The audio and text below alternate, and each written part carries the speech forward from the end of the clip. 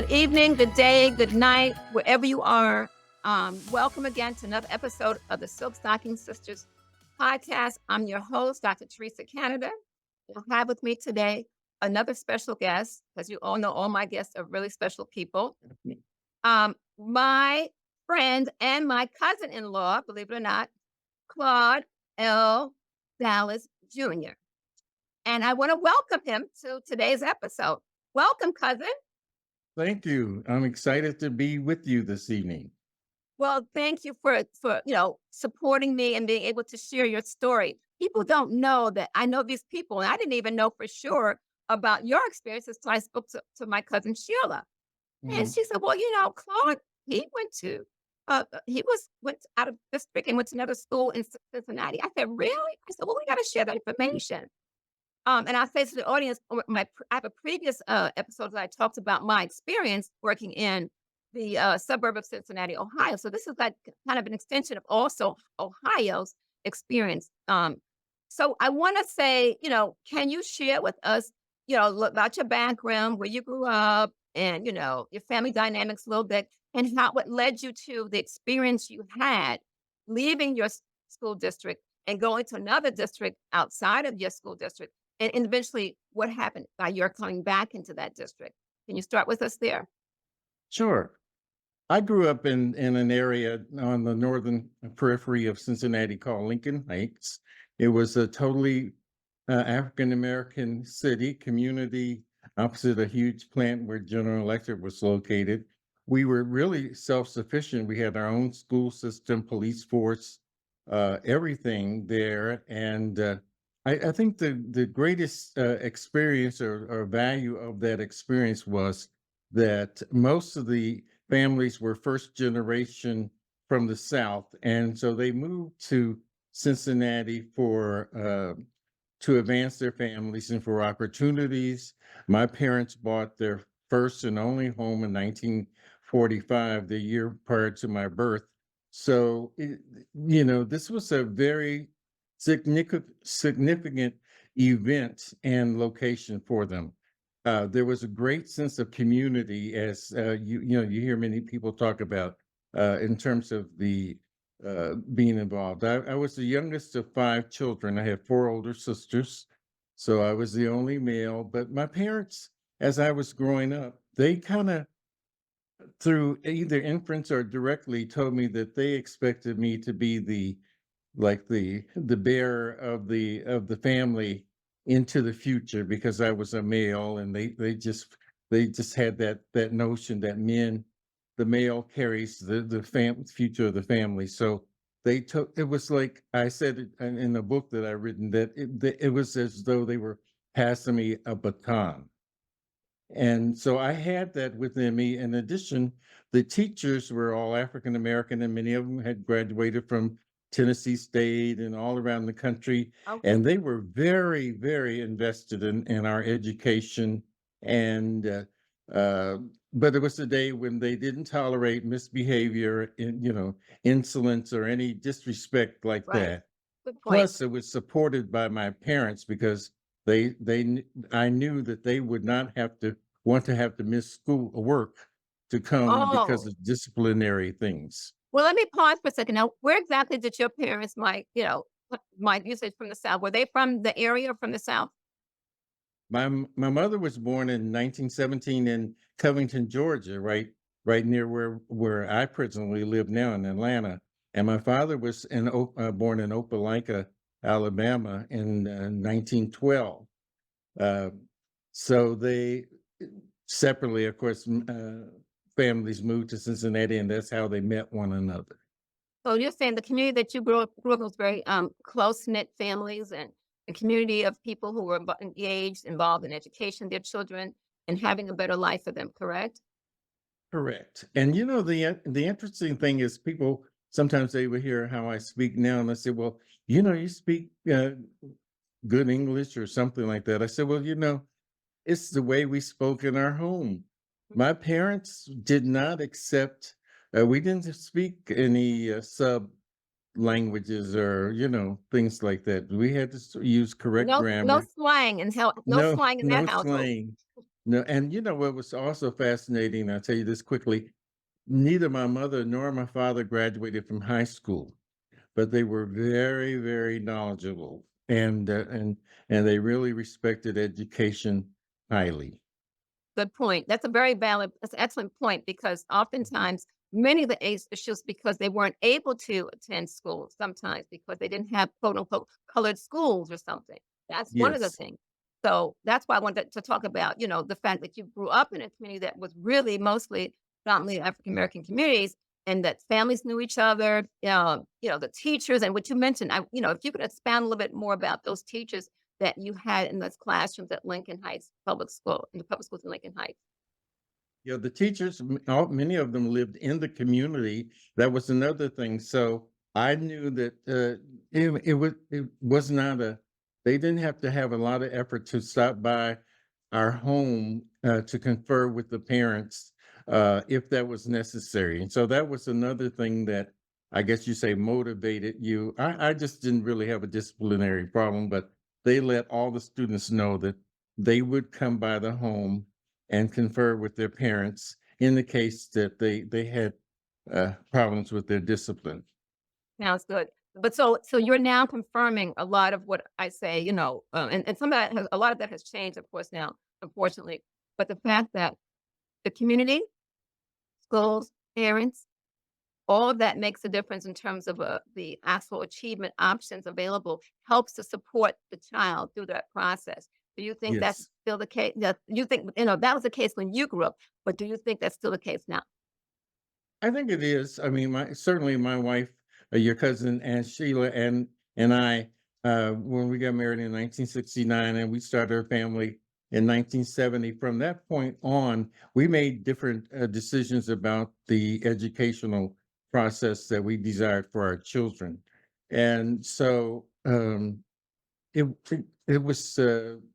You know, we when we moved from different to different cities around the country, we chose a home based upon the educational system of that school. And Right. that was one of the number one priorities for us to we decided to use public schools, and so we chose a home in the area where the best or closest to the best public school that we could afford, and then we interacted very uh, much so with the schools and the teachers to let them know that education was a very high priority for us. Good point. Okay, let's transition back. So you were in school up until what grade? Then you said something happened. You were sent out to another school. Can you give me that? Explain to the audience that process, what took place, and the decisions that were made for you to Sure. leave Lincoln Heights Sure. Public School. I was always I guess from the 4th grade or 5th grade or something like that, I started becoming interested in becoming a medical doctor. And so I would spend time at the library and things like that. But I had this realization. I said, well, I'm doing very well here in Lincoln Heights, almost a straight A student, but it's a small environment. And am I deceiving myself to think that because I'm doing well here, that my success could be translated in a larger venue because I really it was a foregone conclusion that I wanted to go to college. And I don't know. I tell people, I said, I don't know. I guess it was God helped me with that because how does a ninth grader or something make those kind of decisions? But I had an aunt and uncle who lived near the University of Cincinnati, and Hughes High School was right there at Clifton and Ludlow, near adjacent to the University of Cincinnati. So I went and lived with them, my mother's sister and her husband, and started attending school. I attended school there for about a year and a half. So as a consequence, and it was one of the schools that were in transition. It had been predominantly white, but then as the years progressed, my older sister graduated from there in 1954, and so from that time on, it became the neighborhood changed, Okay, so but the people who were but living in the neighborhood was changing, and then like white people were quote unquote were moving out, and black people were moving in. Is that what happened? yes, but it was fairly stable. community because it was University of Cincinnati was right in the heart of this area. Okay. So I started going to school and I took all the science courses and everything that I was taking previously at Lincoln Heights, and I did well. Um, and it was interesting too because I got to meet a lot of other families who were their parents were kind of leaders in the community, African American families, funeral directors and ministers and things like that. So that was nice. And the white students I interacted very well with, got to meet a lot of them and became friends. And so my conclusion was I did okay, and I Mhm. should also do okay when I go to college. So now, how did you? Why was it that you left that school just and went back to Lincoln House Heights? What prompted that? Okay, after about a year and a half of going at Hughes, uh, uh, they came to the realization that my parents lived in Lincoln Heights, and so and Oh so yeah. therefore, one day they came and they said, "Well, collect all your books and all your materials because you must leave." And That is so so I interesting. did. But but that just says a lot about the importance of how parents are heavily invested in having offering the best opportunity for their children. That's something was a theme that's across the board from the time, like you're talking about your era, it happened in my era, it happened probably at, somewhat before your era, it happened after my era. So that is consistent. When people would take risks, parents would take risks to do what they Yes, have to do to offer the best opportunities for their children. So are you yes. agreeing with that?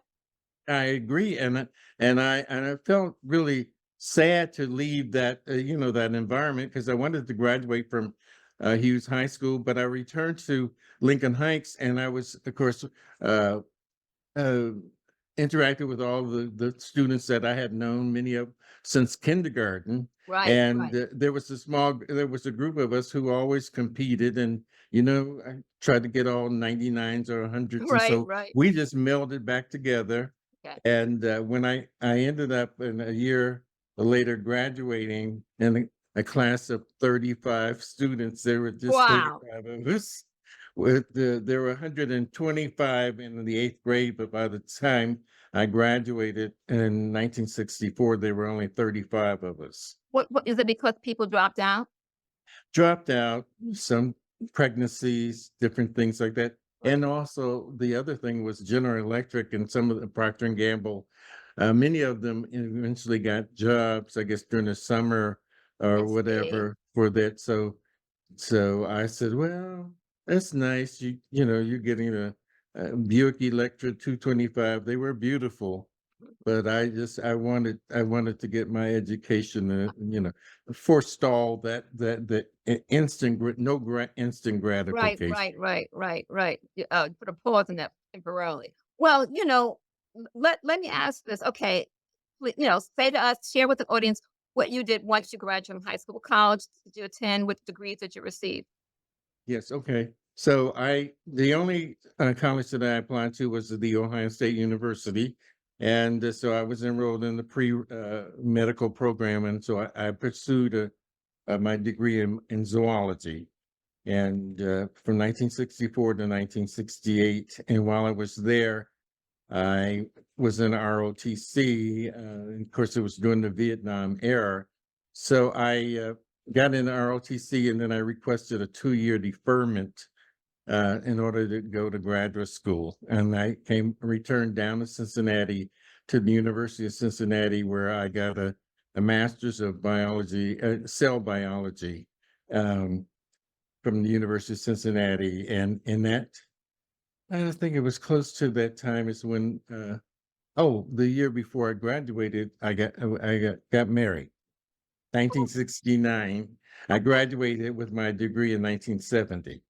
okay, okay. I didn't know that secret. I got to talk to Kevin about that.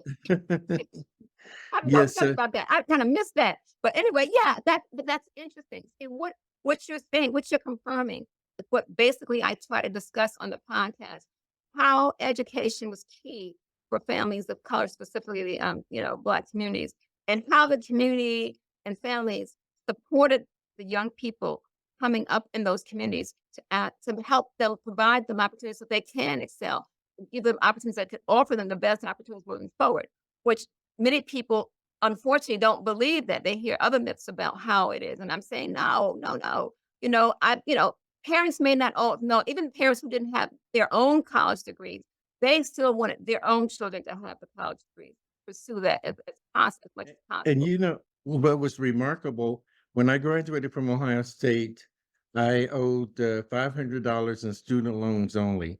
My parents and my extended family, aunts and uncles, paid cash. I worked during the summer.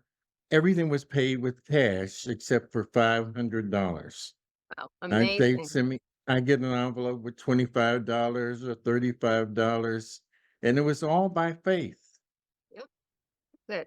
So since you said that, I'm not going to keep you too long, but I wanted you to share a little bit. You just mentioned faith. Give the audience a little bit about your own faith, you know, movement, your own faith path, and how that has supported you beyond the experiences you've had. Okay, thank you. Well, when I was around 9 or 10, I started attending a church, a local church, and I was very interested in in the creation to in the world. I mean, being a biologist or someone interested in biology, you see the stars, you see animals and plants and things like that. So I really had a sense of that there had to be a creator. This was not just some accident. And of course, later in school, they talked about evolution, and I just put a big X over that. And but but as I went along, I went forward and I made a profession of faith when I was at this Baptist church, and then later on I went up to Ohio State, and I wasn't as involved in religion or going to worship as I could have been, should have been. My wife, now your cousin, challenged me. We went to services there at Ohio State together as we were part of our dating experience. But as I got into the work environment, and after was in the military for 2 years, a lot of the experiences I've had being African American with corporations like Pfizer and 3M really opened my perspective to life itself, and what was important and the values and things like that. So um, they were just very, very unique experiences that I had. I was often the only African American amongst 200 people, and so they say, "Well, Claude, I never knew another African American." I said, "God, why do you put me in these situations?" Well, I mean to say, when people say something like that to me, I'm like, well, that's too bad for you, you know? So Right, if that's what exactly. you missed out on. Doesn't mean, but I hear what you're saying, but that's what you're sharing with the audience is similar to many other people's, some other people's experiences, but people don't know about that. This is why I'm just grateful for you sharing this because, you know, people just think, oh no. And I want people to hear from real people who know these experiences and have been through some of that and they're able to still achieve and accomplish things in their lives. So I thank you for sharing this information so people can know it's real. It's not like something that people make up. And you're able to explain how the family, how the community, how the schools, how people helped out to pay for help you Yes. pay for your tuition. All of those are very significant things within family and communication and communities to help see you succeed.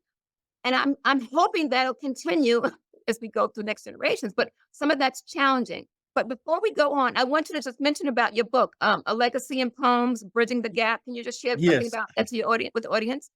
I wrote this book. It's called "A Legacy in Poems: Bridging the Gap."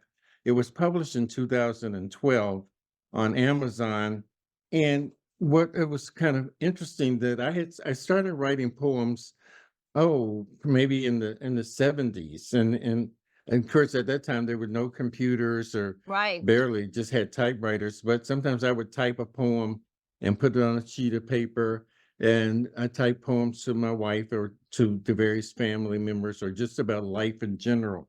And I was able to eventually, as I started in the '80s, having a computer, entering those into a computer, and it just kept transferring it from floppy disk to hard Yeah. drive to to CD, and all those years for 40 something years, I had written almost 400 poems. And many of them, they talked about like one experience that I had, I was telling you about being the only African American in like with Pfizer and in the division that I was. So I wrote a poem. It's called "Too Big and Too Black to Be Accepted."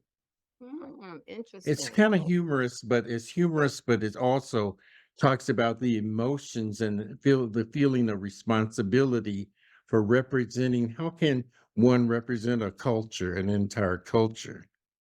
Good But point. Excellent point. mhm, But you know what? It happens a lot and people don't know about it.